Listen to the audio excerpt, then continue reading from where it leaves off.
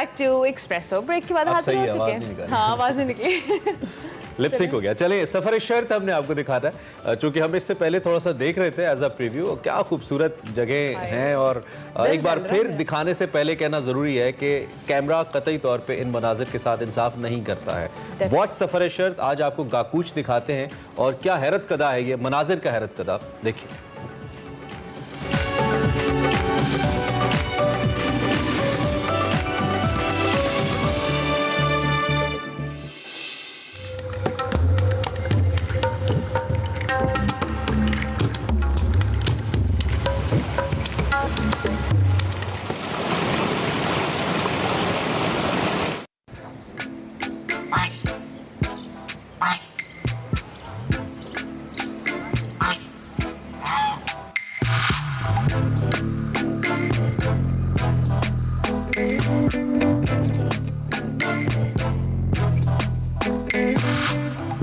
गिलगित से सिर्फ 72 किलोमीटर के फासले पर जो कुछ भी है अनोखा है, दिलफरेब है, हसीन है।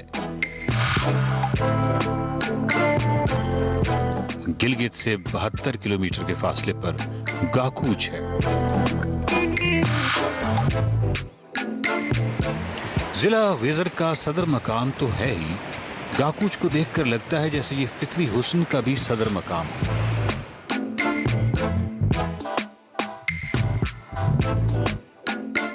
दरिया का फैलाव, जंगलात और बुलंद पहाड़ों में घिरा गाकूच। सिर्फ गाकूच के इर्द गिर्द दर्जनों ऐसी जगह हैं जिन्हें पिकनिक पॉइंट्स कहा जा सकता है। बल्कि यूं समझिए कि गाकूच में जहां बैठ गए वही पिकनिक पॉइंट कहलाया जा सकता है। कितने शहर ऐसे होते हैं जो अपनी एंट्री पे या अपने दाखिले पे एक ऐसा मंजर पेश करें कि आपको सहर ज़दा कर दें।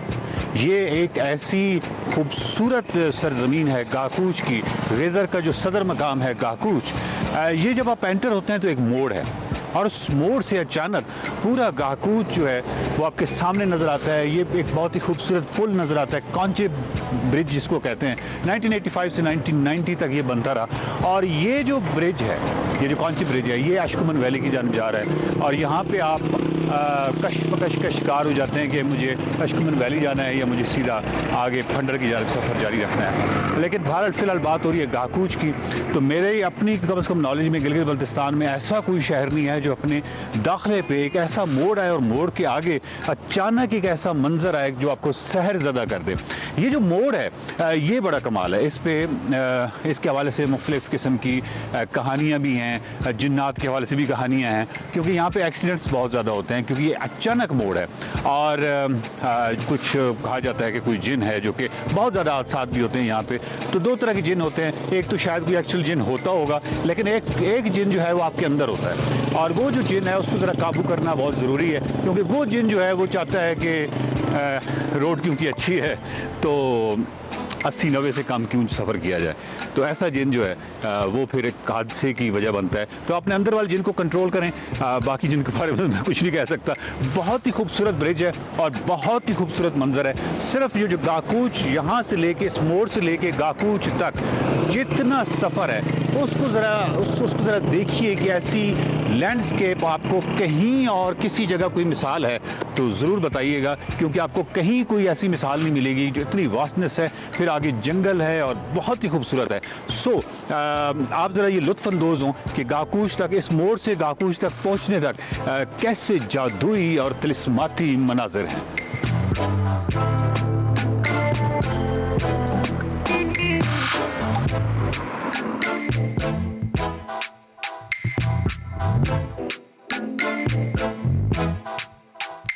गाकूच एक मोड़ से अचानक नजर आता है, वसी है और फैलाव हैरत अंगेज है।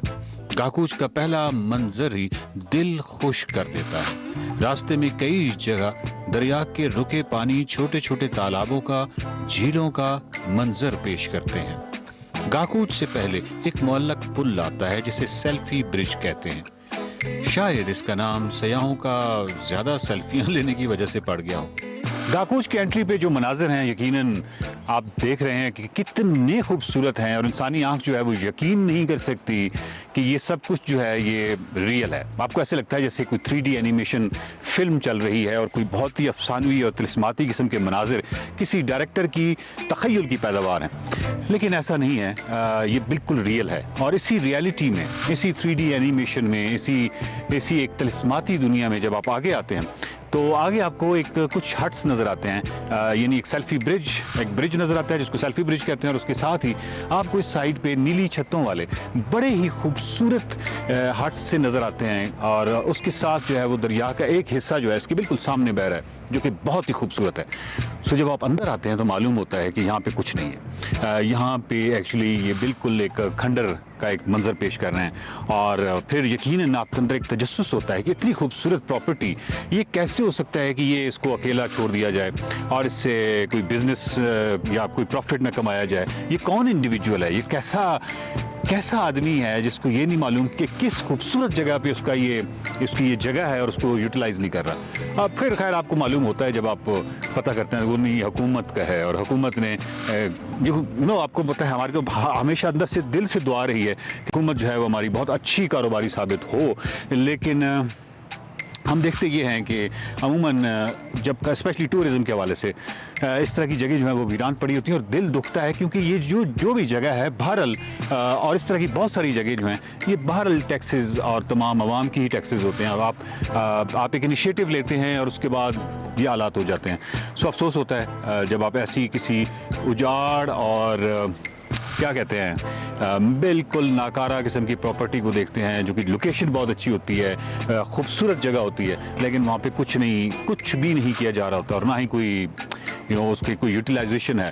तो अगेन हमारी तो दिल से दुआ है कि हुकूमतें जो हैं, अगर दुनिया में हुकूमतें कारोबारी बहुत अच्छी साबित हो सकती हैं, तो हमारी हुकूमत भी बहुत अच्छी कारोबारी साबित हो। इतनी अच्छी जगह को कम से कम, और कुछ नहीं तो किसी प्राइवेट को, किसी ठेकेदार को ही दे दें, किसी को दे दें, कम से कम जो टूरिज्म का जो हमारा पर्सपेक्टिव है, यानी एक इंडिविजुअल का एज ए टूरिस्ट, मैं एज ए टूरिस्ट बात कर रहा हूँ, हमारी किसी यूटिलाइजेशन, हमारी किसी उसमें आ जाए, यहाँ पे हम कुर्सियाँ रख के तो इस गाकूच के खूबसूरत मनाजिर से लुत्फ़अंदोज़ हो सकें।